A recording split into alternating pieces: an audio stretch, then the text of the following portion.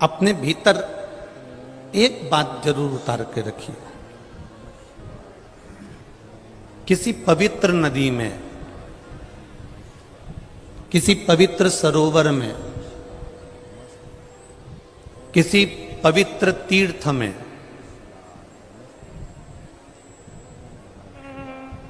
किसी पवित्र स्थान पर जब हम जाएं तो वहां किसी भी तरह की गंदगी ना करें। स्नान कर रहे हो, वस्त्र घाट पर ना छोड़ें। दर्शन कर रहे हो, किसी को धक्का ना दें, किसी को कष्ट ना दें।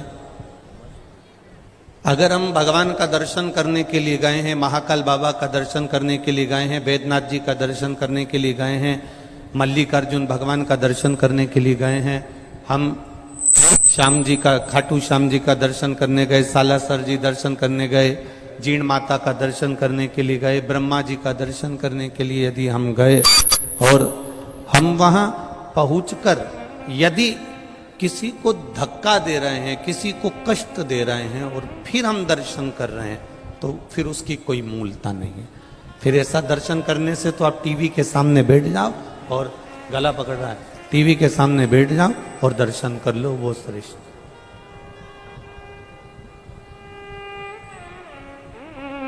कष्ट देकर दर्शन मूल नहीं है। हम किसी तीर्थ में जा रहे हैं, कितना सुंदर कहा है, जरा ध्यान दीजिएगा। गंगा में, सरयू में, सरस्वती में, नर्मदा में, मंदाकिनी में, यमुना में, गोदावरी में, कृष्णा में, ताप्ती में, सरोवर में, कुंड में, बावड़ी में, जब हम किसी पवित्र नदी में, सरोवर में, कुंड में, कुएं में, बावड़ी में स्नान करने के लिए जाते हैं, उस समय पर तुम अकेले नहीं होते, तुम्हारे पूर्वज, तुम्हारे पितर तुम्हारे साथ उस कुंड के घाट पर विराजमान रहते हैं।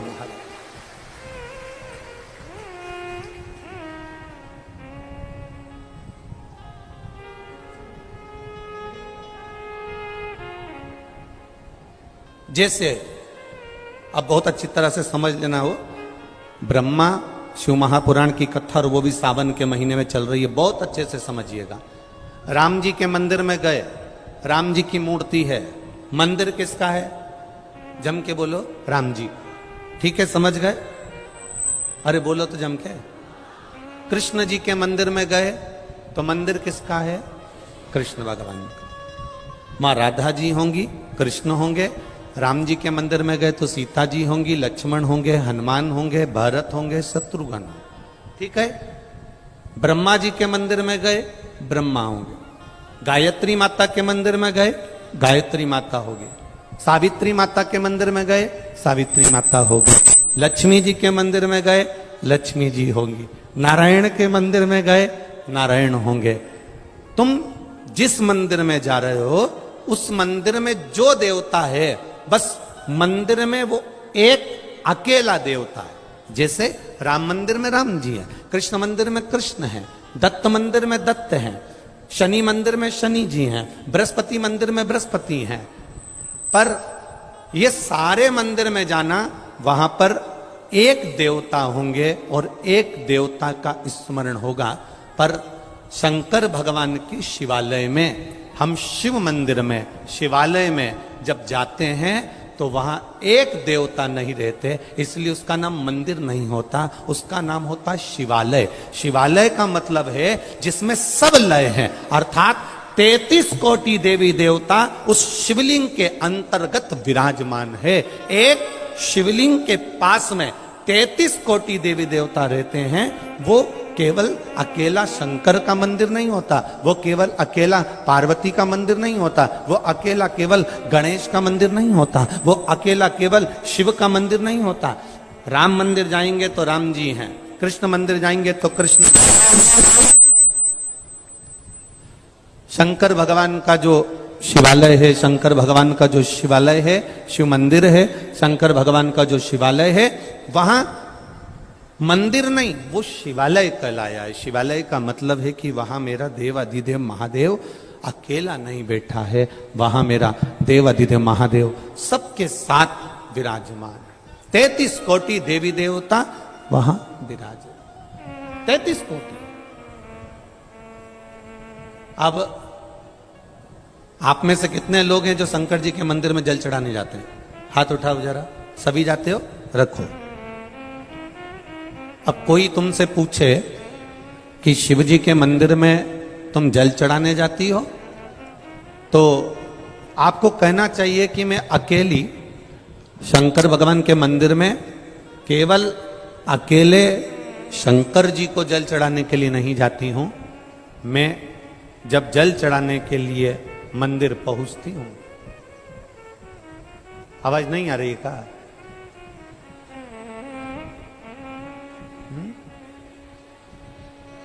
आवाज नहीं आ रही है? एलईडी बंद हो गई है, एलईडी का इस्तेमाल।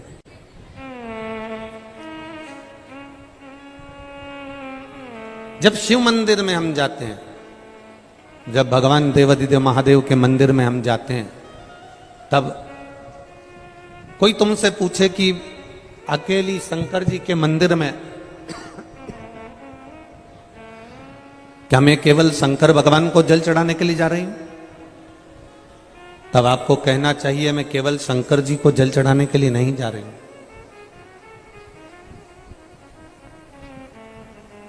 मैं 33 कोटि देवी देवता, जितने भी देवी देवता हैं, जितने भी देवी देव हैं, जितने भी देवता विराजमान हैं, डीले कम कर दे बाबू, डीले कम कर दे। जितने भी देवी देवता हैं, जितने भी देव विराजमान हैं, जितने भी देवियां विराजमान हैं, वो सब शंकर भगवान के शिवालय में जाकर विराजमान, शिव जी के शिवालय में बैठी हुई है।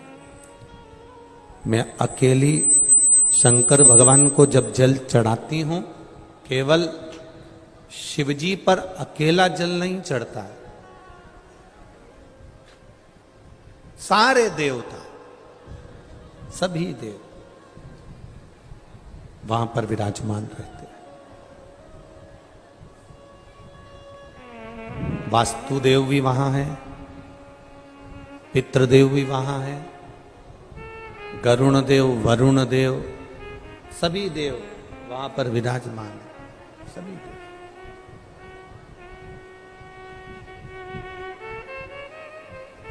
इतना स्मरण जरूर रखिए, पवित्र जगह पर, तीर्थों में, मंदिरों में तुम्हारे हृदय की भी पवित्रता होना चाहिए, तुम्हारे चित्त की भी पवित्रता होना चाहिए।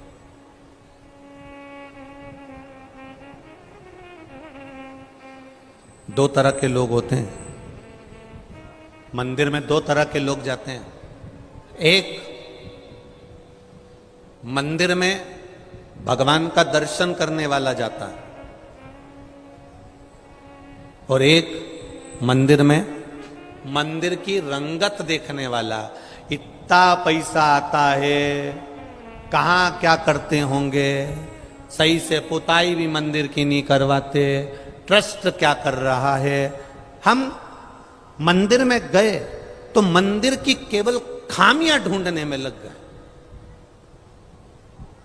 हम मंदिर में पहुंचकर मंदिर की केवल ऐब देख रहे हैं, हम उसकी खामियां निकाल रहे हैं।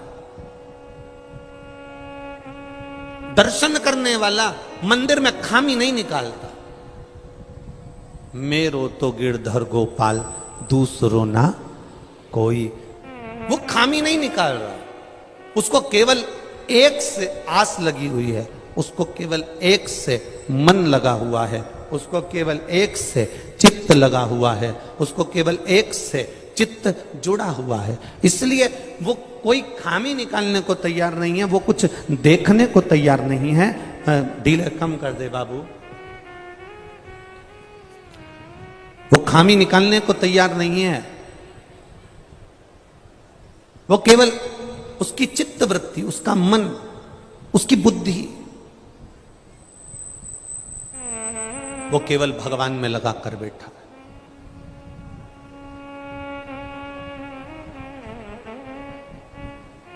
बगुला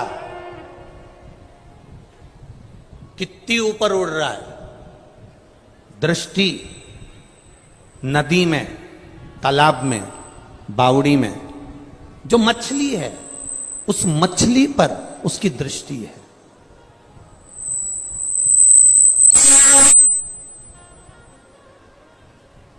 उड़ कितना ऊपर रहा है वो, पर उसकी जो दृष्टि है, उसकी जो नजर है, उसकी जो दृष्टि है, उसकी जो नजर है, उसका जो ध्यान है, उसकी जो दृष्टि है, वो उस तालाब में, उस नदी में, उस सरोवर में, उस नदी के अंदर, उस सरोवर के अंदर, उस तालाब के अंदर मछली पर है।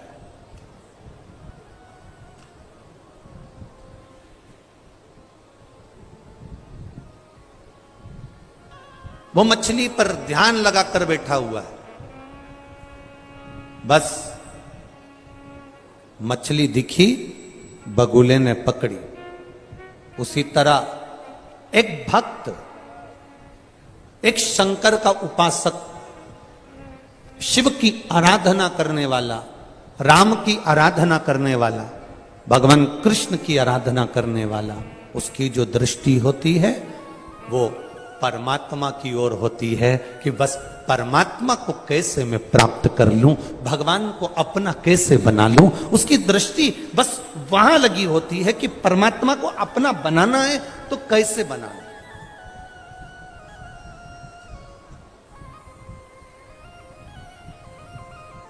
भगवान को अगर मुझे अपना बनाना है, परमात्मा को अपना बनाना है, तो मैं कैसे बनाऊं? मैं भगवान को अपना बनाऊं तो बनाऊं कैसे?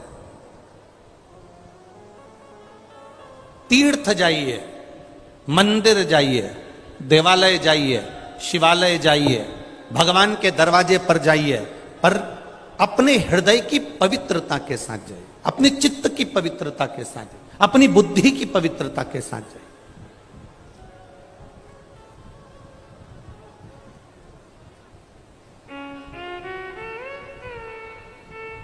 ना जाने किसने तुमको नियम बना दिया,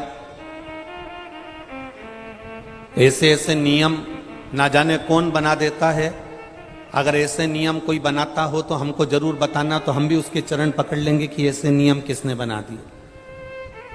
किसने तुमको ऐसा नियम बता दिया कि गंगा जी नहाने जाओ, छिपरा जी नहाने जाओ, यमुना जी नहाने जाओ, नर्मदा जी नहाने जाओ, पवित्र नदी में स्नान करने जाओ तो अपने तन का कपड़ा वहीं छोड़ आओ? ये कोई ने बताया तुमको? ये कौन ने नियम बना दिया? लोग नहाने जाते हैं, अपना कपड़ा मत छोड़ जाते। कपड़ा छोड़ दिया मतलब अपनी बीमारी छोड़ दी, अपना दुख छोड़ दिया, अपनी तकलीफ छोड़ दी। ये कौन ने नियम बना दिया?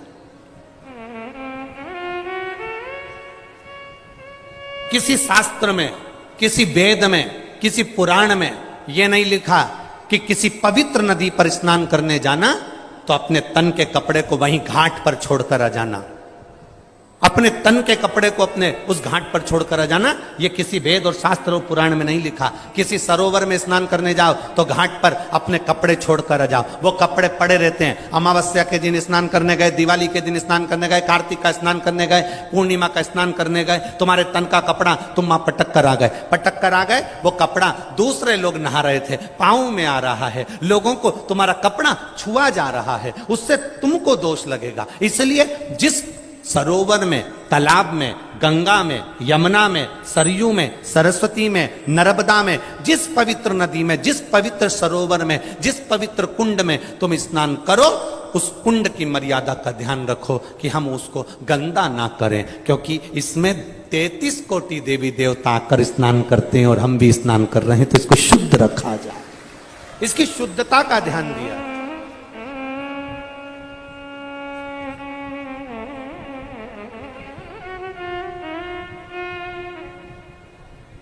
ये इतना बड़ा पुष्कर का सरोवर है। वैसे तो अभी हम दर्शन करने गए थे, तब हमने दर्शन किया था, पूरा साफ है, क्लीन है, और बाबा की कृपा से उसमें पानी भी खूब भरा हुआ है। कोई बता रहा था, गुरुजी कथा चालू नहीं हुई थी उससे पहले तो पूरा खाली था, थोड़ा सा ही पानी था, पर ब्रह्मा जी जाने और महादेव जाने कथा चालू होने के पहले उसने पूरा भर दिया। ये शिव तत्व शंकर भगवान ने पूरा गंगा से भर दिया उसको।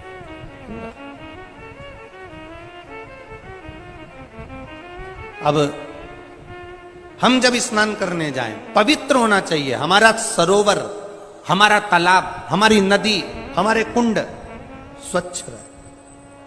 और यही देख के तो हमने जो निर्माल्य विसर्जन लोग रथ चला रहे हैं, ये इसी के कारण तो चला रहे हैं कि हमारी नदियां पवित्र रहे, सरोवर पवित्र रहे, बावड़ियां पवित्र रहे, उसमें गंदगी ना जाए।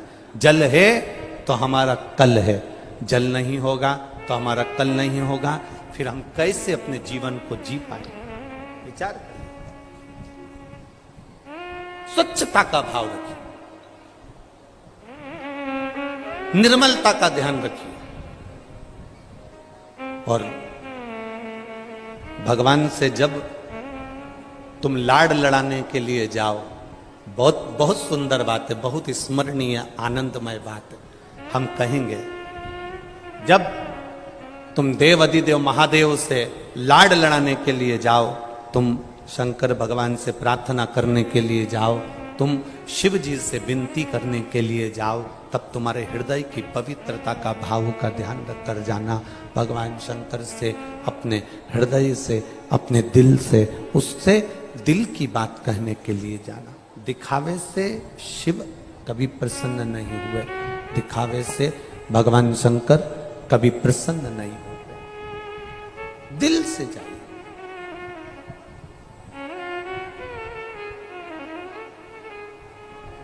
एक बात, अभी चुनाव चालू होने वाले हैं, अरे बोलो तो, लोग चिल्ला चिल्ला के कहेंगे भैया तुम संघर्ष करो। बोलो, हमने तो नहीं बोला, तुमने कितनी जल्दी बोला, हम तुम्हारे साथ। फिर कोई ने चिल्लाया भैया तुम संघर्ष करो, हम तुम्हारे साथ हैं।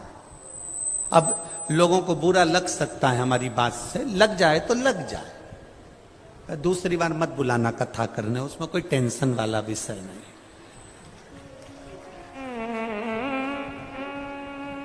भैया तुम संघर्ष करो, बोलो तो हम तुम्हारे साथ हैं। ईमानदारी से बोलना। अगर जितने वो भैया के साथ हैं और वो बोल रहे हैं भैया तुम संघर्ष करो हम तुम्हारे साथ हैं, अगर उतने भी इनके साथ होते ना तो संघर्ष की जरूरत ही नहीं पड़ती।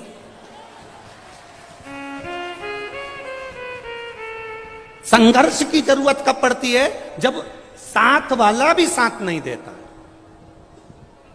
तब संघर्ष की जरूरत पड़ती है।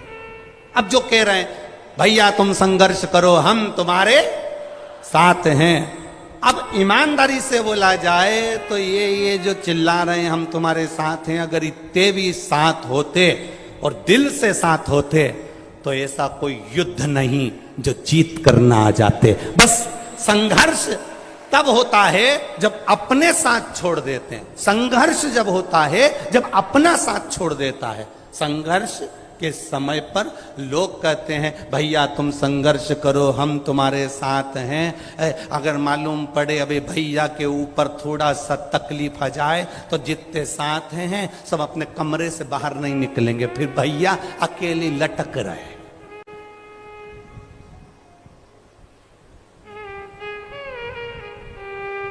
साथ होते तो संघर्ष की जरूरत नहीं पड़ती, साथ होते तो संघर्ष की जरूरत पड़ती ही नहीं।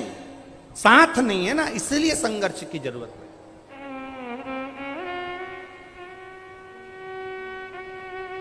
अब एक बात बहुत ध्यान देना, सत्ता, वैभव, लक्ष्मी, धन, प्रतिष्ठा, नाम, इज्जत, शोहरत पाने के लिए संघर्ष करना पड़ता है, पर भगवान का चरण पाने के लिए कोई संघर्ष की जरूरत नहीं। उसके चरणों में पहुंच जाओ, वो प्राप्त हो जाता है, नाम कमाने के लिए संघर्ष करना पड़ेगा, वैभव कमाने के लिए संघर्ष करना पड़ेगा, सत्ता कमाने के लिए संघर्ष करना पड़ेगा, सब कुछ करने के लिए संघर्ष करना पड़ेगा। पर एक बार जो भगवान का हो गया, एक बार जो परमात्मा का हो गया, एक बार जो महादेव का हो गया, जो भगवान के मंदिर में परमात्मा के चरणारविंद में जिसने जाना चालू कर दिया, उसको संघर्ष की जरूरत नहीं पड़ती है। जब मेरा महादेव हाथ पकड़ता है तो कीचड़ में से भी निकाल कर ऊपर कर देता है। वो देव अधिदेव महा पकड़ कर बाहर कर देता। एक पत्र आया देखिए,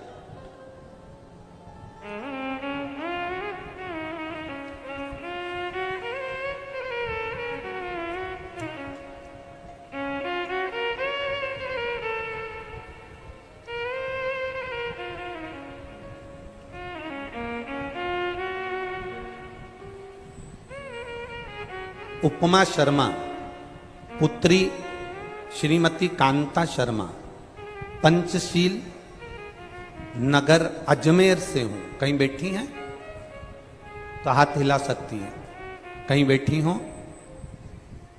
उपमा शर्मा पुत्री श्रीमती कांता शर्मा, पंचशिला अजमेर से हूं, राजस्थान से। कहीं बैठी हो तो अपना हाथ हिलाइएगा, जहां कहीं भी बैठी हो। कहीं बैठी हो तो हाथ हिला सकती हैं। उपमा शर्मा श्रीमती कांता शर्मा, पंचशिला अजमेर से। बाबा, मैं भगवान की कृपा का क्या बखान करूं। जब से मेरी मां शिवपुराण की कथा सुनने लगी, तब से मेरी माता की भी जिंदगी बदली और हमारी भी जिंदगी बदली। मेरे पति की मृत्यु के बाद में अपनी 2 बेटियों के साथ अपने पिता के घर में आ गई थी, जिसके बाद हमेशा मेरी मां को मेरी चिंता रहती थी, क्योंकि पति चले गए, मेरे 2 बच्चे हैं और मैं अपनी माता के घर में आ गई। गुरुदेव, हिम्मत तो बहुत हार चुकी थी, पर बाबा ने रक्षा करी। जब से आपकी कथा मां सुनने लगी, तभी से मेरी मां ने बहुत से उपाय किए जिससे मेरी नौकरी लग जाए। गुरुजी, बहुत सारी जगह पर जाकर मैंने नौकरी करी अपने बच्चों का पालन करने के लिए, पर मेरी मां ने कहा टीवी पर महाराज आता है और सीहोर वाला प्रदीप मिश्रा चिल्ला चिल्ला के कहता है, 1 लोटा जल, जम के तो बोलो, सारी समस्या का हल। और पशुपतिनाथ का व्रत बतलाता है, बेटी तो प्राइवेट नौकरी कर रही है, एक बार सरकारी नौकरी के लिए। मां, सरकारी नौकरी कोई सरल में लगती है क्या? पशुपति व्रत कर ले। मेरी मां ने, मैंने पशुपतिनाथ का व्रत करना प्रारंभ करा और गुरुदेव बाबा की कृपा से आज मैं सरकारी टीचर की पोस्ट पर हूं। मैं बाबा को यहां प्रणाम करने के लिए। शिव भक्ति इसी को कहते। जब हार जाओ, एक पत्र और आया है, बड़ा बड़ा भाव से लिखा है किसी ने, देखिए।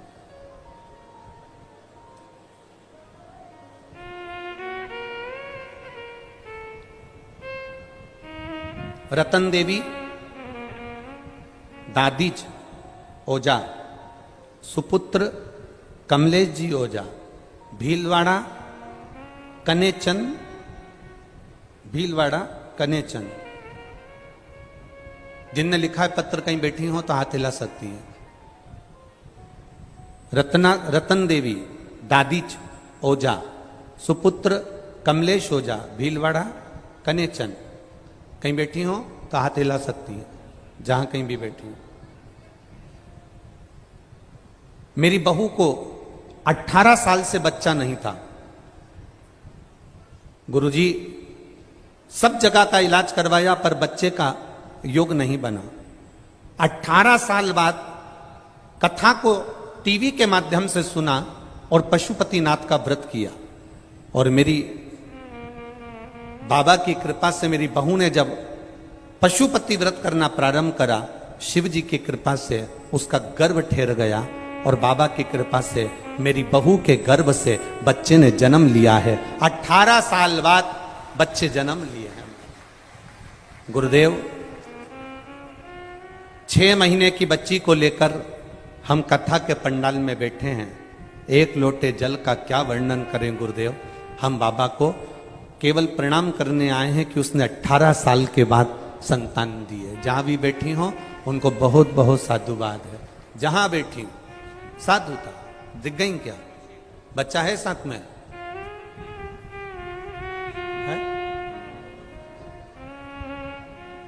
जरा हाथ हिलाइएगा एक बार वापिस, जहां बैठी हुई है। हाँ ठीक है, दिख गया दिख गया, ठीक है दिख गया। खाली न जाता कोई तर से तुम्हारे, मैं भी खड़ी हूं नंदी बाहें अपने हृदय से लगा लो लगा लो, गिरी जा रही हो उठा लो। ये प्रभु की कृपा होती है। आपका विश्वास समाप्त नहीं होना चाहिए, आपका भरोसा टूटना नहीं चाहिए।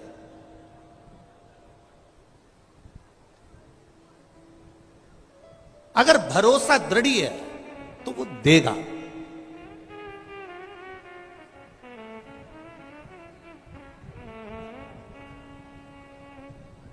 देखो ब्रह्मा जी के दरवाजे की द्वारपाल, ब्रह्मलोक के दरवाजे की द्वारपाल थी जिसका नाम था लंकनी। क्या नाम था? लंकनी। ब्रह्मा जी के दरवाजे की द्वारपाल थी। जो लंकनी रावण की लंका की भी द्वारपाल बनी, वो लंकनी पहले ब्रह्मा जी के दरवाजे की द्वारपाल थी।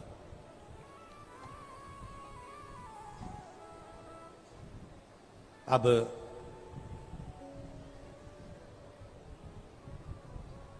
ये दरवाजे की द्वारपाल थी और बड़ी सुंदर थी।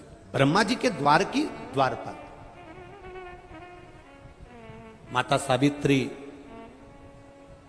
माता सरस्वती, माता गायत्री, माता लक्ष्मी, माता पार्वती, मां इंद्राणी, मां अरुंधति, इन सबकी वो बड़ी प्रिय थी।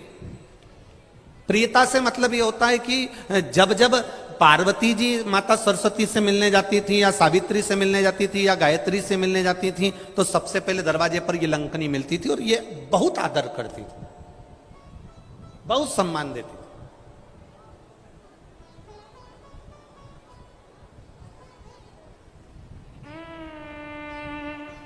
अब एक बार ये जो लंकनी थी बड़ी सुंदर थी और दरवाजे की, ब्रह्मा जी के ब्रह्मलोक के दरवाजे की द्वारपाल थी। बड़ी सुंदर, बड़ा सुंदर इसका वैभव था।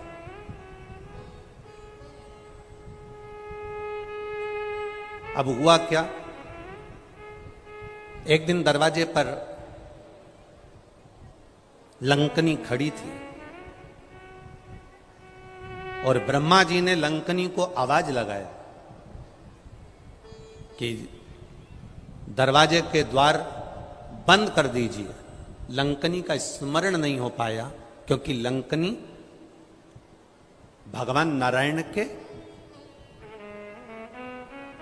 स्मरण में लगी हुई थी और शिव भक्ति का एक मन में, चित्त में उसके भाव जागृत हो रहा था।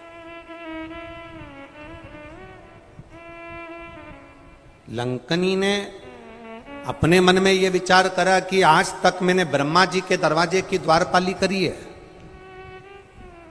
पर आज तक मेरे जीवन में मैंने आज तक भगवान शंकर के स्वरूप का स्पर्श नहीं किया, भगवान शंकर के शिवलिंग का स्पर्श नहीं किया, भगवान शंकर के स्वरूप का स्पर्श नहीं किया। बस लंकनी सोच में डूबी हुई थी। ब्रह्मा जी ने आवाज लगाया, लंकनी को आवाज लगाकर बुलाया, लंकनी आओ, ए लंकनी द्वार बंद करो, ए लंकनी दरवाजा खोलो।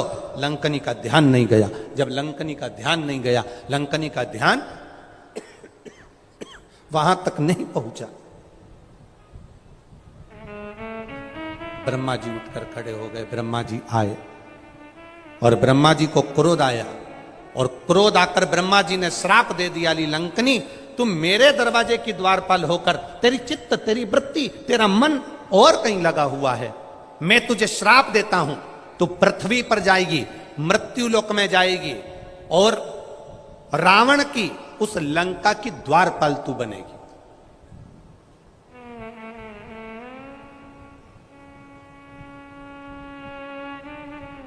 हम पहले भी एक बात कहे, आज फिर कह रहे हैं, कथा में आए हो ना तो मन कथा में लगा लो, मंदिर गए हो ना मन मंदिर लगा लो, पति से बात करो ना मन पति की बात में लगा लो, पत्नी से बात करो ना मन पत्नी की बात में लगा लो, बेटे से बात करो ना मन बेटे में लगा लो, बेटा मां से बात करे ना मन मां में लगा लो, आप अपनी बहन से बात करो तो मन लगा कर करो, दिल से पति से बात करोगे तो पति प्रसन्न होगा, दिल से पत्नी से आप फोन लेकर आप पत्नी से बात कर रहे हो और पत्नी का मन कोई काम में लगा है, रसोई घर में लगा है, सिलाई में लगा है, बुनाई में लगा है, कई कई माताएं कथा सुनने के लिए आती हैं, साथ में झोला लाती हैं, इतनी सारी रुई लेकर आती हैं, कपास लेकर आती हैं, बैठ जाती हैं धीरे धीरे।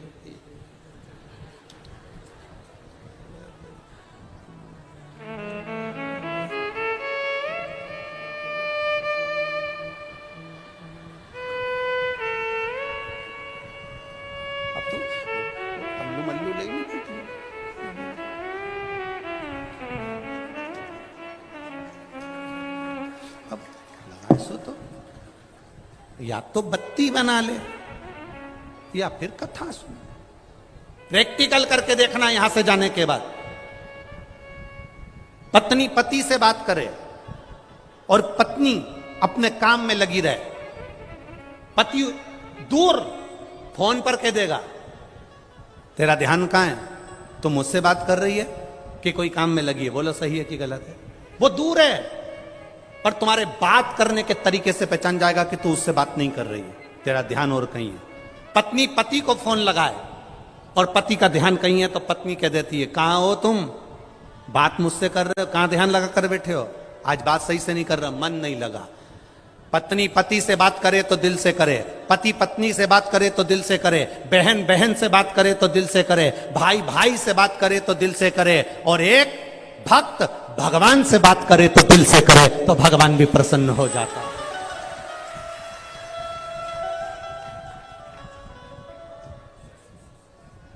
अब दिल दूसरी जगह मत लगाओ। मंदिर गए हो ना तो मंदिर में तुम्हारा ध्यान होना चाहिए, शिवालय गए हो ना शिवालय में तुम्हारा ध्यान होना चाहिए।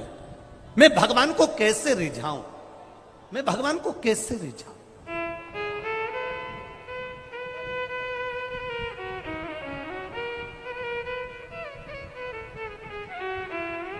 क्या करूं,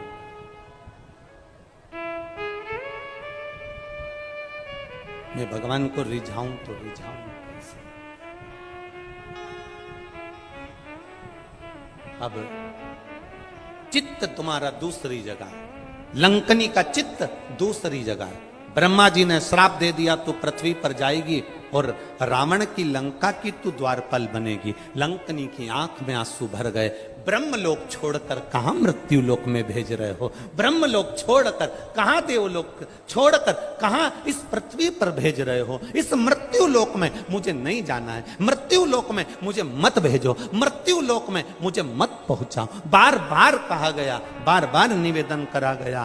तब ब्रह्मा जी ने कहा क्या चाहती है, मेरा उद्धार, शंकर का स्पर्श करूं, मुक्ति पा जाऊं। ब्रह्मा जी ने कहा शिव का स्पर्श ऐसे नहीं हो सकता, शंकर का स्पर्श तो होगा, पर शंकर का ही रुद्र अवतार श्री हनुमान जी महाराज तेरे को स्पर्श करेंगे, मुष्टिका का प्रहार देंगे, तेरा कल्याण होगा और तू वापिस ब्रह्मलोक में आ जा, वापिस ब्रह्मलोक में।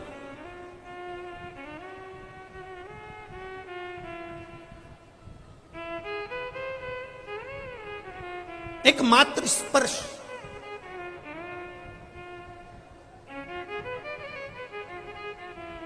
खाली न जाता कोई दर से तुम्हारे, खाली न जाता कोई दर से तुम्हारे, मैं भी खड़ी हूँ नन्ही बाहें पसार, अपने हृदय से लगा लो, लगा लो, गिरी जा रही हूँ उठा लो। मात्र स्पर्श, स्पर्श का फल क्या है? ये पत्र में आया, देखिए स्पर्श का फल क्या होता है।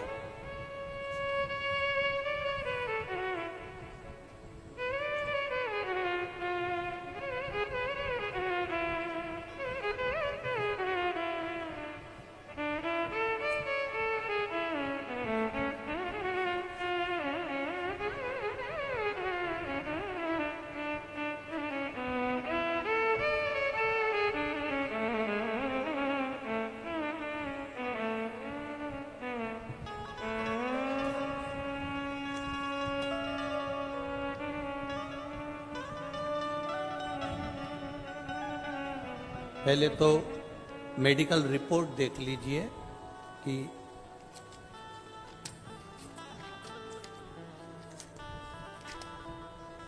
कम से कम 80 से 100 पेज की मेडिकल रिपोर्ट है जिसने लगाई है। मैं कलाबेन शर्मा, पत्नी धनराज जी शर्मा, उम्र 53 वर्ष, छनेरा गुजरात से यहां पहुंची हूं। अपने भाई और भाभी के साथ आई हूं। एक लोटे जल का वर्णन करना चाहती हूं। आप ही हैं? गुरुदेव, मेरे पति दोनों ही पैरों से विकलांग है। आए हुए हैं वो साथ में या नहीं आए?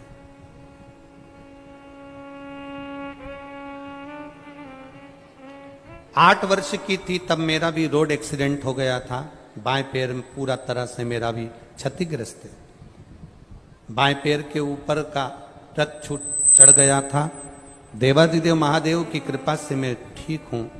मेरे शरीर के नीचे का भाग 9 ऑपरेशन के बाद भी मेरा पैर फोल्ड नहीं हुआ। गुरुदेव, मैं आज भी दोनों पैर लंबे करके यहां करके ही बैठ पाती हूं। एक्सीडेंट वाले पैर में आज भी घाव भरे नहीं हैं।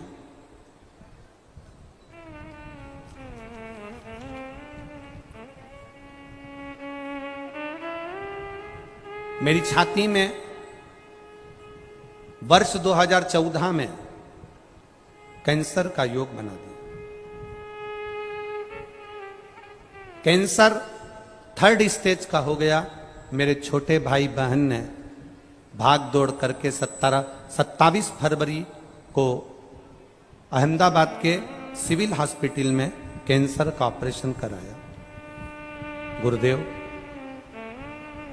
मेरी कंडीशन और बिगड़ गई और कैंसर दूसरी बार क्रम कर गया। तब किसी ने कहा कि सियोर वाला महाराज कथा करता है, एक लोटे जल का महत्व बताता है और बेलपत्री खाने को कहता है। मुश्किल हालत है, बहनों ने जल चढ़ाकर बेलपत्र खाने को दिया और बाबा की कृपा से 10 फरवरी 2021 की जो जांच आई, उन सारी जांचों में मेरी कैंसर की रिपोर्ट नॉर्मल आना प्रारंभ हो गई। मैं बाबा को गुजरात से यहां प्रणाम करने के लिए आई हूं। मेरी कैंसर का पूरी फाइल बाबा को समर्पित करती हूं। ये शिव तत्व, यह उघड़ी है। बैठो बहन, ठीक है, अब आराम है। ये शिव तत्व है, उघड़ी है वो, उघड़ी। उसकी भक्ति, उसका भजन। एक पत्र और यहीं